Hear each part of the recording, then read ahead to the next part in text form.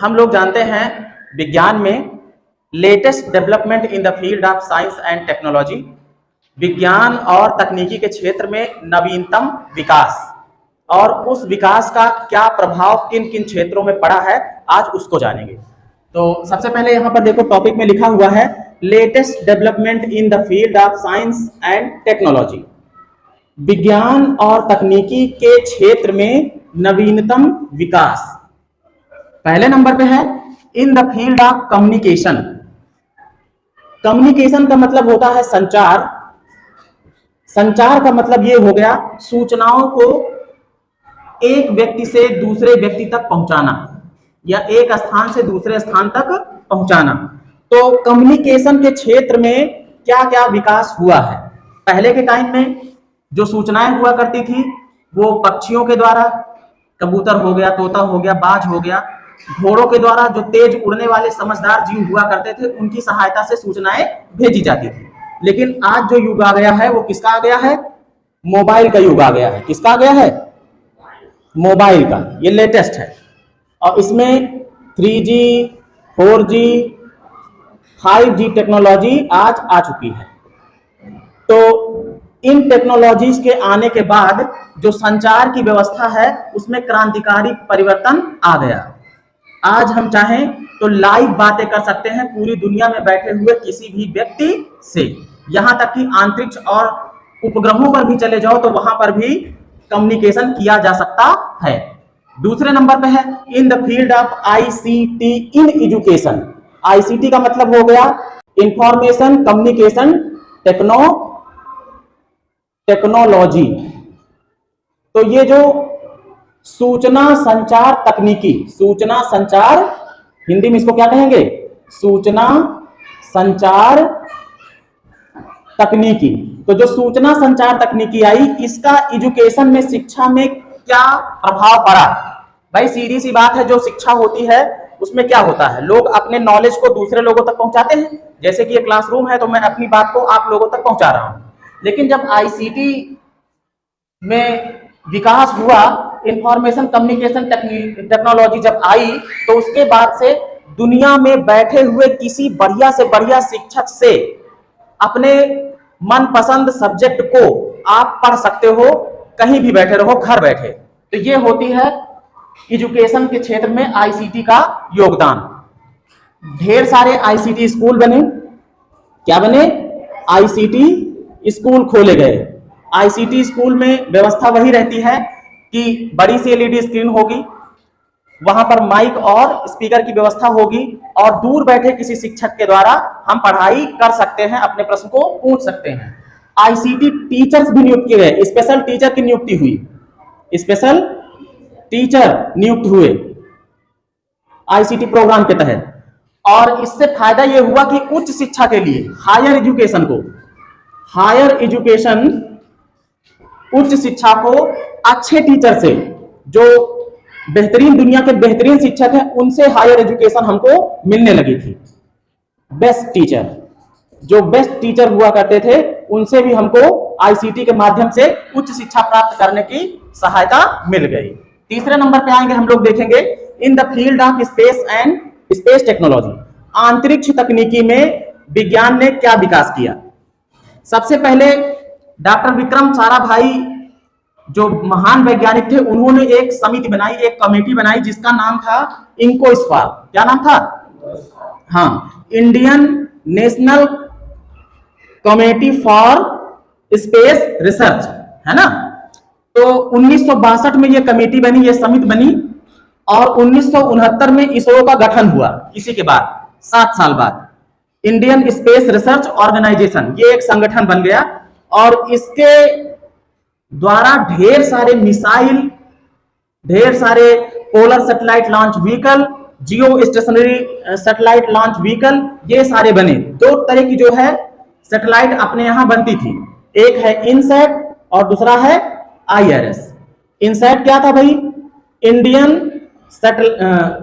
National satellite, Indian national satellite. और ये क्या था? Indian remote sensing satellite. Indian remote sensing satellite मतलब ये उस तरीके की सैटेलाइट थी जिसको हम रिमोट कर सकते थे। सैटेलाइट कहीं पर भी हो उसका रिमोट जो है हमारे पास रहता था। तो IRS के थ्रू बनती थी जो है PSLV, polar satellite launch vehicle, और इनसैट के थ्रू बनती है GSLV, जियो स्टेशनरी सैटेलाइट लॉन्च व्हीकल। जो IRS था इसका यूज किसमें किया जाता था? सर्वे ऑफ नेचुरल रिसोर्सेस, जो प्राकृतिक संसाधन है उनका सर्वे के लिए इस्तेमाल किया जाता था। कौन किया जाता है? ये IRS को। और इनसैट जो है वो क्या करता था? इनसैट के थ्रू आपका टेलीविजन, मोबाइल, टेलीकम्युनिकेशन, तो इनसैट के थ्रू इन सब चीजों का किया जाता था। दो टाइप की सैटेलाइट जो बनती हैं वो दोनों के काम अलग अलग थे। IRS का काम कहां होता था? नेचुरल रिसोर्सेज का पता लगाना, और जो इनसैट था उसका काम रहता था टेलीविजन, मोबाइल, है ना, और जो टेलीकम्युनिकेशन है मतलब दूरसंचार है उसमें इसका यूज होता था। अब इसके बाद चौथे नंबर पे आ जाता है in the field of defence, रक्षा के क्षेत्र में। डिफेंस के क्षेत्र में जब DRDO का गठन हुआ तो डॉक्टर APJ अब्दुल कलाम, जो कि अपने यहाँ के पूर्व राष्ट्रपति रह चुके हैं, उन्होंने जो तकनीकी दी उस तकनीकी के थ्रू बैलिस्टिक मिसाइल्स बनाई गई, जैसे कि पृथ्वी हो गई, आकाश, अग्नि, ब्रह्मोस, ये ढेर सारी मिसाइलें बनी, और टैंक भी बने। क्या बने? टैंक। जैसे टैंक बना था अर्जुन, क्या नाम था उसका? अर्जुन। तो इनके बनने से डिफेंस के क्षेत्र में हम लोग काफी मजबूत हो गए। फिर इसके बाद इन द फील्ड ऑफ मेडिसिन, औषधि के क्षेत्र में या दवाई के क्षेत्र में, पहले के टाइम में जो हम लोग आयुर्वेद पर डिपेंड रहा करते थे, फिर उसके बाद अब हम लोग एलोपैथ पे आए और बड़े बड़े ऑपरेशंस, बड़ी बड़ी बीमारियों के इलाज होने लगे। अब जब से विज्ञान और तकनीकी विकास हुआ तब से एक्सरे, अल्ट्रासाउंड और CT स्कैन, है ना, MRI, ये ढेर सारी तकनीकियां मेडिसिन के क्षेत्र में आ गई। और सबसे विशेष जो जरूरी है वो ये है कि जैसे कई बार ऐसा होता है कि अस्पताल हमारे घर से काफी दूर पड़ता है, तो दवाइयां जो होती है वो आसानी से मिल नहीं पाती हैं, और जो हमारी जांच होती है, रिपोर्ट जो होती है, वो भी हमको आसानी से नहीं मिल पाती थी। लेकिन जब विज्ञान और तकनीकी विकास हुआ तो उसके बाद क्या हुआ? जांच आप घर पे ही करा सकते हो, दवाइयां आपको घर पे ही मिल सकती हैं। तो टेली मेडिसिन व्यवस्था शुरू हो गई। कौन सी? टेली मेडिसिन की व्यवस्था शुरू हो गई। फिर इसके बाद है in the field of agriculture, कृषि के क्षेत्र में। पहले के टाइम में जहां था लोग तालाबों पे डिपेंड रहते थे, बारिश पे डिपेंड रहते थे, फिर नहरें बनाई गई। उसके बाद आज के टाइम में क्या है भाई? ट्यूबवेल है, सबमर्सिबल है ना। आज के टाइम में क्या है? ट्यूबवेल है, सबमर्सिबल है, और इसके अलावा विभिन्न प्रकार की फर्टिलाइजर्स हैं, हर्बिसाइड्स, पेस्टिसाइड्स, और नई नई मशीनें आ गई हैं। जैसे कंपाइनर मशीन जानते हो ना, कंपाइनर, धान गेहूं काटने वाली मशीन। जब से ये मशीनें आ गई हैं तब से खेती करना आसान हो गया। और सबसे बड़ी दिक्कत जो हुआ करती थी सिंचाई की, वो सिंचाई की, इरिगेशन की जो दिक्कत थी, वो ट्यूबवेल और सबमर्सिबल की वजह से दूर हो गई है। आज के टाइम में सोलर से चलने वाले ट्यूबवेल भी आ रहे हैं। अब इसके बाद देखते हैं इन द फील्ड ऑफ ट्रांसपोर्ट, यातायात के क्षेत्र में क्या विकास हुआ। पहले के समय में क्या हुआ करता था? लोग हाथी, घोड़े से, इनसे सबसे आया जाया करते थे। अब क्या क्या है? नवीनतम में देखा जाए तो बुलेट ट्रेन। क्या चीज? Bullet train. और क्या है? E vehicle. ई व्हीकल कौन से व्हीकल होते हैं? इलेक्ट्रिक व्हीकल, जो बैटरी चालित होते हैं।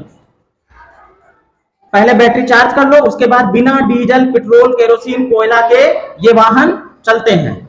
और तो सोलर व्हीकल भी बन गए हैं। कौन से व्हीकल? सोलर व्हीकल, सूर्य की ऊर्जा से चलते हैं। इसके अलावा और क्या चीज हो गई? Pilot less vehicle. अब कौन से व्हीकल बन गए हैं? Pilot less vehicle. अब इसके बाद देखो, इन द फील्ड ऑफ मैन्युफैक्चरिंग, विनिर्माण के क्षेत्र में क्या क्या विकास हो गया है भाई? पहले के टाइम में जो कच्चे घर रहा करते थे, है ना, अच्छे मकान नहीं हुआ करते थे, पक्के मकान नहीं हुआ करते थे। जब विज्ञान और तकनीकी में विकास हुआ तो आजकल पक्के मकान बनने लगे। कैसे मकान बनने लगे? पक्के मकान। यहां तक कि ऐसे मकान अब बनने लगे हैं कि 24 घंटे में रेडी हो जाते हैं। 24 घंटे में रेडी हो जाते हैं, रेडीमेड मकान आने लगे हैं। फिर इसके बाद देखते हैं इन द फील्ड ऑफ इंडस्ट्री, उद्योग के क्षेत्र में क्या हुआ? उद्योग के क्षेत्र में यूं समझ लीजिए कि इंडस्ट्रियल रिवोल्यूशन आ गया। इसमें होता क्या है, आप कच्चे माल को अपने उपयोगी सामान में बदल लेते हो। जो कच्चा माल होगा, जो रॉ मटेरियल होगा, उसको आप क्या करोगे? अपने उपयोग की वस्तुओं में बदल लेते हैं।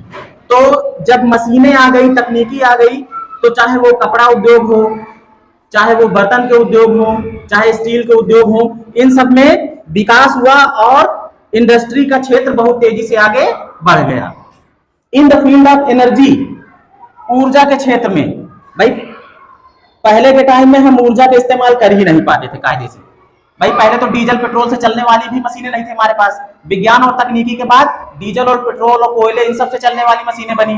और आज के टाइम में कैसे बन रही हैं? आज के टाइम में देख रहे हो आप, यहाँ पे भी बताए थे कौन कौन से ट्रांसपोर्ट वाले में, बुलेट ट्रेन बन गई हैं, ई व्हीकल बन गई हैं, लूप ट्रेन भी आती है, बहुत तेजी से चलती है वो।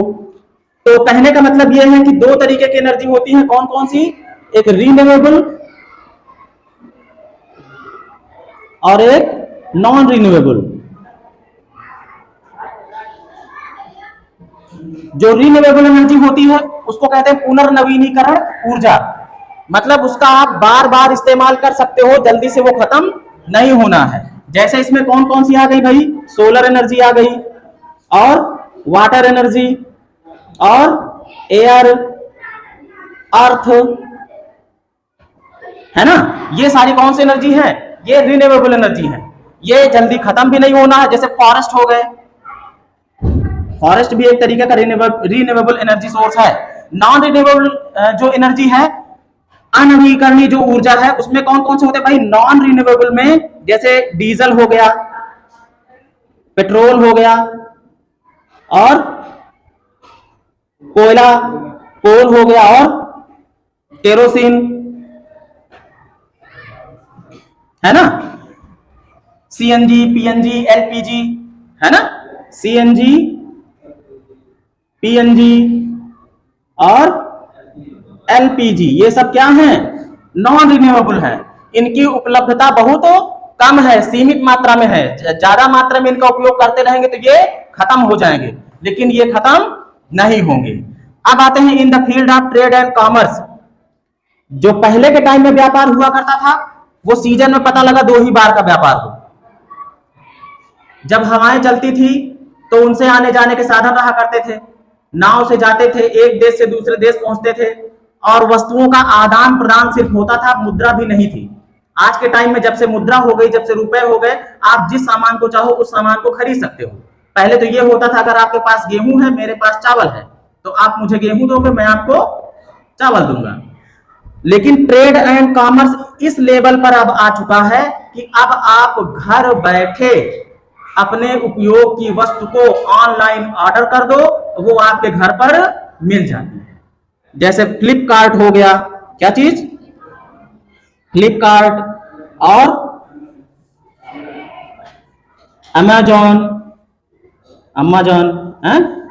अमेजॉन और स्नैपडील, बहुत सी कंपनियां हैं जो ई कॉमर्स करती हैं। क्या करती हैं? E commerce. मतलब इंटरनेट के थ्रू आप इस पे जो है सामान को आपको दिखाया जाएगा, आप ऑर्डर करोगे, वो सामान आपके घर पर मिल जाएगा। इन the field of e governance, ये बहुत महत्वपूर्ण है। पहले के समय में क्या हुआ करता था?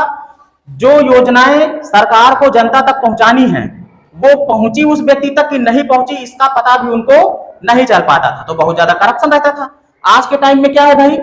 जो जनता को देना है जो योजनाओं का लाभ, वो डायरेक्ट उनके खातों में पहुंच जाता है। ये किसकी बदौलत है? E governance. जो भी सूचनाएं या नियम या कानून आज वहां पर तुरंत ऐसे लाइव बोले कि आज के बाद से 1000 और 500 के जो नोट हैं वो लीगल टेंडर नहीं होंगे। जैसे बोला कि आज रात 12 बजे से ये बेकार है ये नोट, तुरंत से ही सारा नियम कानून पूरे देश में लागू हो गया। किसकी वजह से? ई गवर्नेंस की वजह से। तो सूचनाएं और कानून को तुरंत वो सरकार जनता तक पहुंचा सकती है और उसी तरीके से योजनाओं को भी डायरेक्ट पहुंचा सकती है। तो आज इतना ही, बाकी नेक्स्ट टाइम।